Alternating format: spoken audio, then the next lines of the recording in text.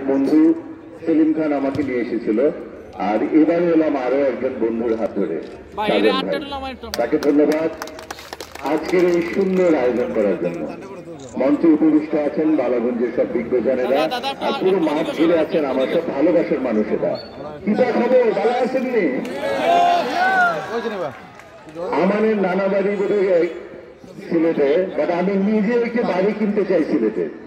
কেননা সিলেটে আমার প্রচুর ভালো ভালো বন্ধুরা আছেন যাদের সঙ্গে দীর্ঘদিন ধরে আমার সম্পর্ক, সেই হিসেবে সিলেটের সঙ্গে আমার একটা আত্মিক বন্ধন। আমি শুরু থেকে শ্রদ্ধা করে স্মরণ করছি সেই সব শহীদদেরকে যাদের জন্য আজকে আমি এখানে দাঁড়িয়ে বাংলায় কথা বলতে পারছি, সেই সমস্ত বীর শহীদদেরকে যাদের জন্য আগামী মাসে আমরা স্বাধীনতার 50 বছরের পদার্পণ করব। শ্রদ্ধা জানাই হাজার বছরের শ্রেষ্ঠ বাঙালি জাতির জনক বঙ্গবন্ধুকে, যার জন্য আমরা বাংলাদেশকে পেয়েছি। আচ্ছা, আপনারা কি জানেন যে আমাদের বঙ্গবন্ধু জাতির জনক ফুটবল খেলা ভীষণ ভালোবাসতেন, নিজেও একজন ফুটবলার ছিলেন। সেই হিসেবে আজকে যারা এখানে বল খেলছে তাদের সবাইকে অভিনন্দন। আমি দীর্ঘ সময় ধরে খেয়াল করছি অত্যন্ত গতির সাথে এনার্জি নিয়ে তারা খেলা খেলছেন, এক একটি শট মারছেন আর বল বাউন্ডারির উপর রেগে পড়ছে। তো এ পর্যন্ত আমি খেয়াল করেছি 4-5টি বল পেতে মাঠে বাইরে চলে গেছে। তাতে বোঝা যাচ্ছে খেলোয়াড়রা ভীষণ গতিশীল। আমি চাই এই গতি যেন অব্যাহত থাকে, যে গতিতে বাংলাদেশ এগিয়ে চলছে আপনাদের সেই গতি যেন থাকে। আমরা বিভিন্ন সেক্টরে আন্তর্জাতিকভাবে পদার্পণ করে ফেলেছি। ক্রিকেট আমাদেরকে আন্তর্জাতিক স্বীকৃতি দিয়েছে, বেশ কিছু চলচ্চিত্র আমাদেরকে আন্তর্জাতিক স্বীকৃতি দিয়েছে, আমাদের বালাগঞ্জের শীতল পাটি আমাদের আন্তর্জাতিক স্বীকৃতি দিয়েছে। আমি চাই ফুটবলে যেন আমরা আন্তর্জাতিক স্বীকৃতি পাই, যা এখন পর্যন্ত আমরা পাইনি। আমরা দীর্ঘদিন ধরে ফুটবল খেলছি। আমার নিজের ভীষণ পছন্দের এবং প্রিয় একটি খেলা ফুটবল। ফুটবল খেলার মধ্যে একটা অন্য ধরনের একটা স্পিরিট কাজ করে, যা আমার ভীষণ ভালো লাগে। আমি ধন্যবাদ জানাতে চাই আমার প্রিয় বন্ধুকে, যে বন্ধু শুধু লন্ডনে থেকে উনি আসতে পারেননি কোয়ারেন্টিনের জন্য, বারবার ফোন করে খবর নিচ্ছেন যে আমি আর আমার ঠিক হচ্ছে না। তো আমরা খুব সুন্দরভাবে এসেছি এবং আজকে আমাদেরকে এখানে যে সম্মান প্রদর্শন করা হলো সেজন্য আমরা গর্বিত, আমাদের পুরো চলচ্চিত্র অঙ্গন গর্বিত।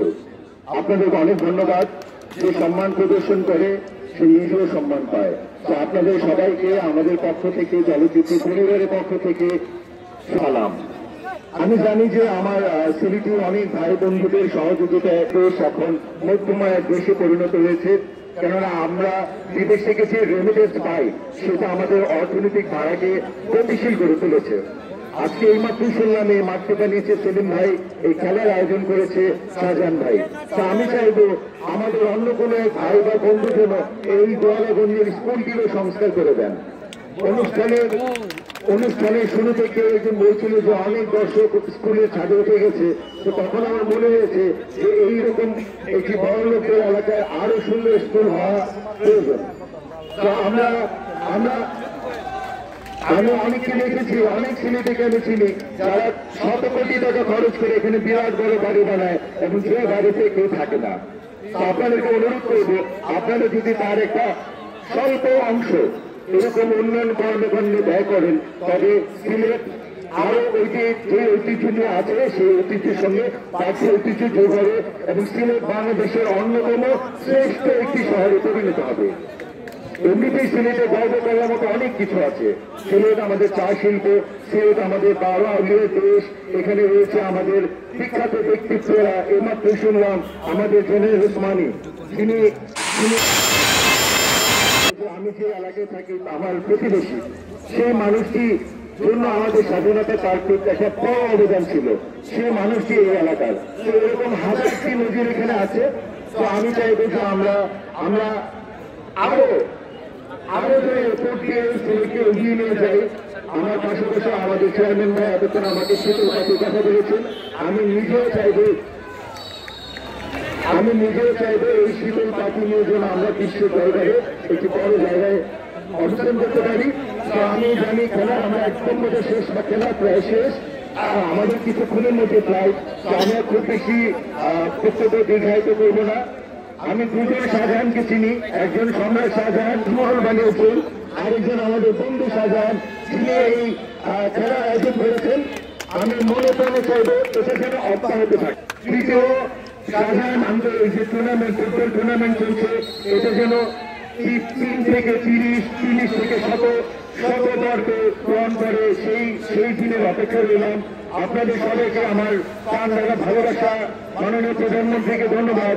আমি আস্তে আস্তে দেখছিলাম যে এখানকার উন্নয়ন কর্মকাণ্ড এয়ারপোর্ট থেকে শুরু করে নানান কিছু সংস্করণ চলছে। সে ধন্যবাদ জানাই আমাদের প্রিয় প্রধানমন্ত্রীকে, যার হাত ধরে বাংলাদেশ এগিয়ে যাচ্ছে, এগিয়ে যাবে। আপনারা সবাই ভালো থাকবেন, সুস্থ থাকবেন। আমি করোনার পর প্রথম এই ধরনের একটি বড় আয়োজনে এসেছি। বাংলাদেশ এখন স্বাভাবিক অবস্থা ফিরে যাওয়ার চেষ্টা করছে, সেটা সম্ভব হচ্ছে আমাদের প্রিয় প্রধানমন্ত্রীর জন্য। বিশ্বের উন্নত দেশ যেখানে প্রতিদিন 10-11 হাজার ভ্যাকসিন দিতে পারছে, সেখানে আমাদের প্রতিদিন 3 লাখ করে ভ্যাকসিনেশন হচ্ছে। তো অচিরে আমরা সবাই ভ্যাকসিন দিয়ে করোনা মুক্ত হবো, এই আশাবাদ ব্যক্ত করে আমি আমার বক্তব্য শেষ করছি। সবাই সুস্থ থাকবেন, সুন্দর থাকবেন, নিজের দেশকে ভালোবাসবেন, সিলেটকে ভালোবাসবেন। জয় বাংলা, জয় বঙ্গবন্ধু, জয় সিলেট।